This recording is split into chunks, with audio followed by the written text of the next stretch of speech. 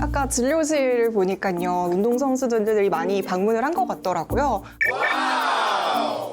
야구나 배구, 과사용하는 경우가 많기 때문에 많이 찾아주시고 계십니다. 제일 유명한 선수.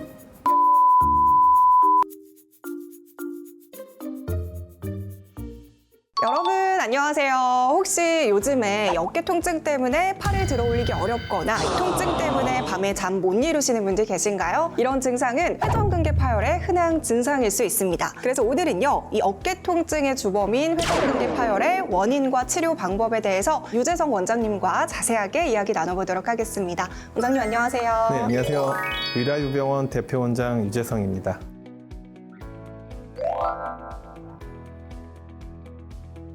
그래서 회전근개 파열에 대해서 오늘 이야기를 나눠볼 텐데요. 이 회전근개 파열 어떤 질환인가요? 먼저 회전근개에 대해서 간단히 설명을 드리자면 팔뼈를 둘러싸고 있는 4개의 힘줄을 회전근개라고 합니다. 이 회전근개는 팔을 들어 올리는 기능도 하고 위에 견봉뼈와 충돌을 이루어지지 않게 만드는 기능을 하고 있는데요. 나이가 드시면서 아니면 스포츠 활동에 따라서 파열이 일어나게 되면 이걸 저희가 회전근개 파열이라고 얘기하고 있습니다. 그럼 회전근개 파열의 주요 증상은 어떤 게 있을까요? 방금 말씀드린 것처럼 이게 팔을 들어 올리는 힘줄이니까 마치 이게 뜯어지게 되면은 팔을 전혀 들어 올리지 못할 거라고 생각하는 경우가 많은데요. 파열의 초기에 같은 경우에는 그냥 경미한 통증, 자기 힘들다거나 뭐 어깨에 힘이 빠진다거나 이런 경미한 통증을 호소할 수 있고요. 조금 더 진행되면 근력이 약화돼서 반대쪽보다 힘이 없다. 이런 느낌을 가질 수 있겠습니다. 말씀드린 대로 좀 더 진행이 되면은 아예 팔을 들어 올리지 못하는 상황까지 진행하게 합니다.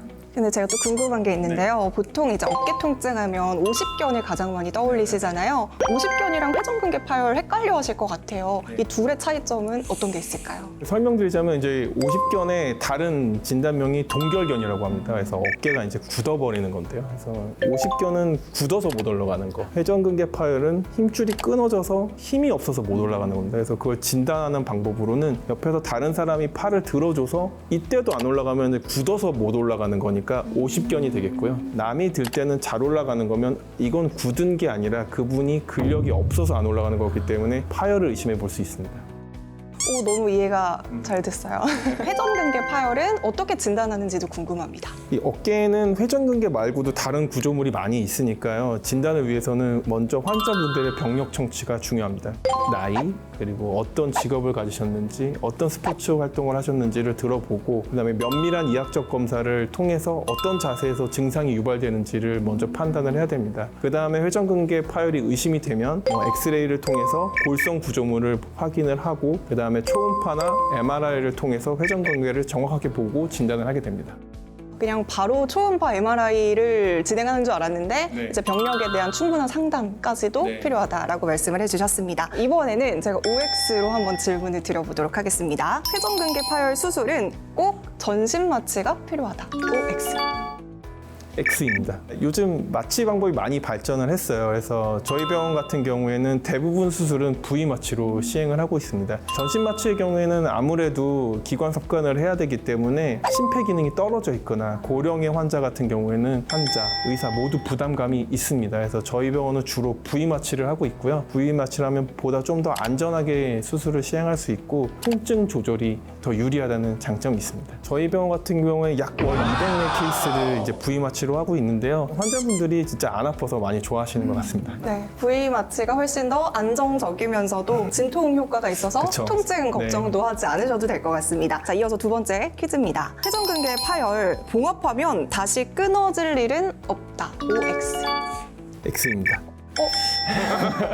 되게 스트레스 많이 받으시는 이야기죠. 이제 큰 결심을 하고 수술까지 했는데 또 끊어졌다. 이거 정말 환자도 그렇고 저희도 많이 힘 빠지는 일인데요. 근데 그럼에도 불구하고 회전근개 파열이 이미 많이 진행했거나 근육이 많이 위축되었을 때는 이건 뭐 전 세계적으로 굉장히 높은 재파율을 보고하고 있습니다. 그래서 이거를 최소화하기 위해서 저희 같은 경우는 패치로 보강한다거나 주위에 근이나 건을 이전수를 통해서 한다거나 하는 방법을 쓰고 있고요. 수술 후에도 환자분과 함께 팀이 돼서 면밀한 재활 운동을 하는 것이 재파열을 예방하는 데 중요한 것이라고 생각하고 있습니다. 네, 마지막 퀴즈인데요. 회전근개 파열 수술 후에 6개월 동안 어깨를 못 쓴다. OX. 정답은 세모입니다. 환자분들이 치료를 결정할 때 많이 고민을 하는 부분이에요. 생활이 바쁘신 분들이 많기 때문에 6개월간을 어깨를 못 쓴다는 건 굉장히 치료를 결정할 때 부담이 많이 되는 부분입니다. 물론 광범위 파열 때 수술을 하게 된다면 그 정도의 재활 기간이 필요한 건 사실입니다. 그렇지만 조기에 진단을 하게 된다면 빠른 경우엔 약 한 2주만 해도 일상생활로 복귀가 가능합니다. 네. 아까 진료실 보니까요, 운동선수들이 많이 방문을 한 것 같더라고요. 아무래도 운동하시는 분들이 어깨 관련해서 많이 병원에 오나 봐요. 아무래도 운동선수들은 저희 일상생활하는 분들보다는 어깨를 많이 쓰게 되죠. 그래서 뭐 야구나 배구, 과사용하는 경우가 많기 때문에 많이 찾아주시고 계십니다. 제일 유명한 선수 또 얘기하면 좀 그래서